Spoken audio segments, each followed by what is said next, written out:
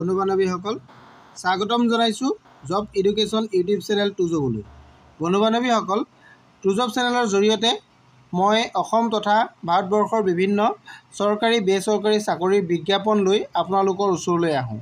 আজিও ঠিক তেনেধৰণে অসম চৰকাৰৰ এটা গুৰুত্বপূৰ্ণ বিভাগ পঞ্চায়ত আৰু গ্ৰামোন্নয়ন বিভাগৰ এটা বিজ্ঞাপন লৈ আপোনালোকৰ ওচৰলৈ আহিছোঁ।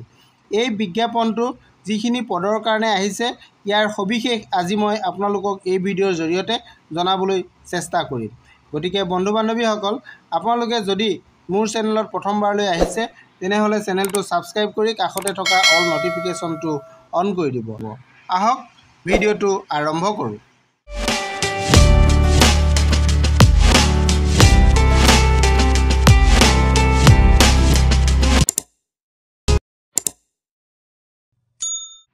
নমস্কাৰ বন্ধু বান্ধৱীসকল, আজি আপোনালোকৰ কাৰণে অসম চৰকাৰৰ এটা গুৰুত্বপূৰ্ণ বিভাগ পঞ্চায়ত এণ্ড ৰুৰেল ডেভেলপমেণ্ট অৰ্থাৎ পঞ্চায়ত আৰু গ্ৰামোন্নয়ন বিভাগৰ এটা বিজ্ঞাপন লৈ আপোনালোকৰ ওচৰলৈ আহিছোঁ। বিজ্ঞাপনটো আপোনালোকে চাব, ইয়াতে যিখিনি পদ আছে এই পদসমূহ কণ্ট্ৰেক্সুৱেল হয়, টেম্পৰেৰী কণ্ট্ৰেক্সুৱেল ইয়াতে উল্লেখ কৰা আছে, এইটো আপোনালোকে চাই ল'ব পাৰিব। ইয়াতে পদকেইটা কি মই আপোনালোকক এইকেইটা জনাব বিচাৰিছোঁ। পদকেইটা প্ৰথম 1 নম্বৰ পদটো আছে আপোনাৰ ছিনিয়ৰ ষ্টেট প্ৰগ্ৰেম মেনেজাৰ, যিটো MG এনৰেগা বুলি কোৱা হয়, তাৰে আণ্ডাৰত এইটো আছে। আৰু 2 নম্বৰ যিটো পদ হয় এইটো পদ হৈছে ষ্টেট প্ৰগ্ৰেম এক্সিকিউটিভ, এইটো ফাইনেন্স এণ্ড একাউণ্টছৰ কাৰণে এইটো দিয়া হৈছে। নেক্সট 3 নম্বৰ যিটো পদ আছে এইটো কোৱালিটি কণ্ট্ৰল অফিচাৰ। এই 3টা পদেই ইয়াতে আছে। এই পদকেইটাৰ কাৰণে আপোনালোকৰ কেনেধৰণে আপোনালোকে আবেদন কৰিব লাগিব আৰু ইয়াতে পদসমূহৰ কাৰণে শিক্ষাগত অৰ্হতা কিমান লাগিব সকলোখিনি মই আপোনালোকক ক'ম। আপোনালোকে ভিডিঅ'টো শেষলৈকে চাই থাকিব। প্ৰথমতে মই আপোনালোকক জনাব বিচাৰিছোঁ ইয়াৰ কাৰণে এটা অফিচিয়েল ৱেবছাইট আছে। এইটো অফিচিয়েল ৱেবছাইট নিশ্চয় দেখা পাইছে, rural.assam.gov.in। এই ৱেবছাইটত আপোনালোকে যাব, তাত এখন এপ্লিকেশ্যন ফৰ্ম পাব। আপোনালোকে এপ্লিকেশ্যন ফৰ্ম পাব, সেই এপ্লিকেশ্যন ফৰ্মখন আপোনালোকে ফিল আপ কৰিব লাগিব। ফিল আপ কৰি আপোনালোকে চেণ্ড কৰিব লাগিব এইটো ইমেইল আইডিত। এইটো তাৰ অফিচৰ ইমেইল আইডি হয়। তাতে আপোনালোকৰ যিখন ফৰ্ম সেই ফৰ্মখন আপোনালোকে ফিল আপ কৰি চেণ্ড কৰিব লাগিব। আৰু আপোনালোকে চেণ্ড কৰিব লাগিব কিমান তাৰিখৰ আগত, এইটো চাওক 5 জুলাই 2025 6 বজাৰ আগতীয়াকৈ আপোনালোকে ইয়াতে চেণ্ড কৰিব লাগিব। এড্ৰেছটো আপোনালোকে নিশ্চয় গম পালে। এতিয়া ইমেইল থ্ৰুৱেদি আপোনালোকে ডকুমেণ্টছটো আপোনালোকৰ এপ্লিকেশ্যন ফৰ্মখন পঠাব লাগিব আৰু কিমান তাৰিখত বোলে 5 জুলাইৰ ভিতৰত আপোনালোকে পঠাব লাগিব। এইটো বুজিলে। এতিয়া আমি আহোঁ পদকেইটাৰ ডিটেইলছ আমি জানিবৰ কাৰণে।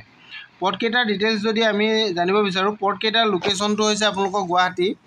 এইটো আপোনালোকে দেখিছে, গোটেইকেইটা 3টা পদৰে আপোনালোকৰ অফিচটো হ'ব গুৱাহাটীত, ইয়াৰ পজিশ্যনটো দিয়া হ'ব। আৰু এই পদকেইটাৰ কাৰণে আপোনালোকৰ শিক্ষাগত অৰ্হতা কিমান লাগিব মই এইকেইটা জনাম। প্ৰথম আমি আহিছোঁ ছিনিয়ৰ প্ৰগ্ৰেম মেনেজাৰৰ কাৰণে। ছিনিয়ৰ প্ৰগ্ৰেম মেনেজাৰৰ কাৰণে আপোনালোকৰ কোৱালিফিকেশ্যনটো দিয়া হৈছে MTech। এইটো কম্পিউটাৰ ছায়েন্স বা IT বা চিভিল ইলেক্ট্ৰনিক্স এণ্ড কমিউনিকেশ্যন যদিও হয় তেতিয়াহ'লে আপোনালোকে এইটো পদৰ কাৰণে আবেদন কৰিব পাৰিব।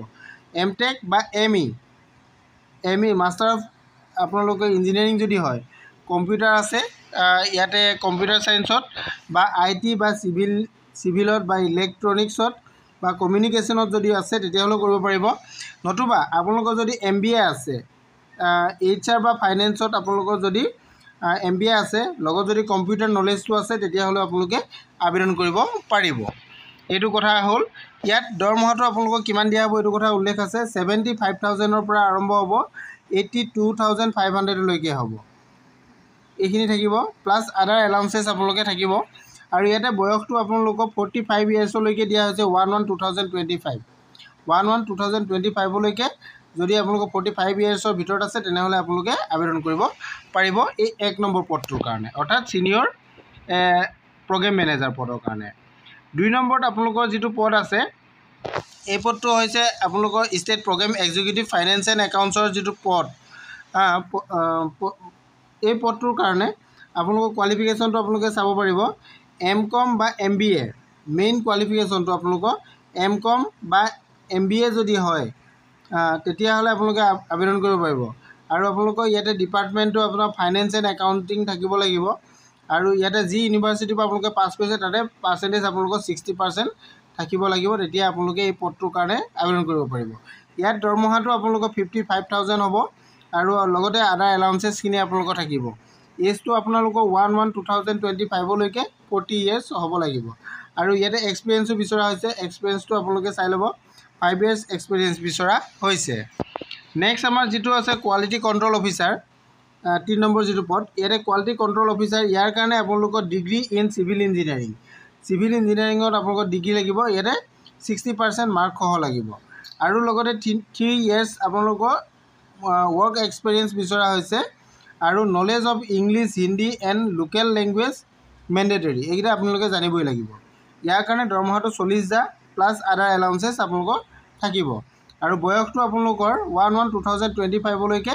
40 years হ'ব লাগিব এইখিনি আছিল আপোনালোকৰ জবটোৰ ডিটেইলছ মই গুটেই ডিটেইলছ কিটা আপোনালোকক কৈ দিলো আৰু যদি সবিকে কিবা জানিবলগীয়া থাকে তেতিয়াহলে আপোনালোকে ইয়াৰ যেটো অফিচিয়েল ওয়েবসাইট আছে মই আপোনালোকক অফিচিয়েল ওয়েবসাইটটো অলৰেডি দেখাই দিছিলো এতিয়া আকৌ পুনৰ এবাৰ আপোনালোকক দেখাই দিছো royal.assam.gov.in এই ওয়েবসাইটত আপোনালোকে যাব তাতে সবিশেষ আপোনালোকে চাই ল'ব পাৰিব আজিৰ ভিডিওটো ইমানে আছিল ভিডিওটো যদি ভাল লাগিছে তেনেহলে লাইক কমেন্ট শেয়াৰ কৰি দিবলৈ নাপাহৰিব থ্যাংক ইউ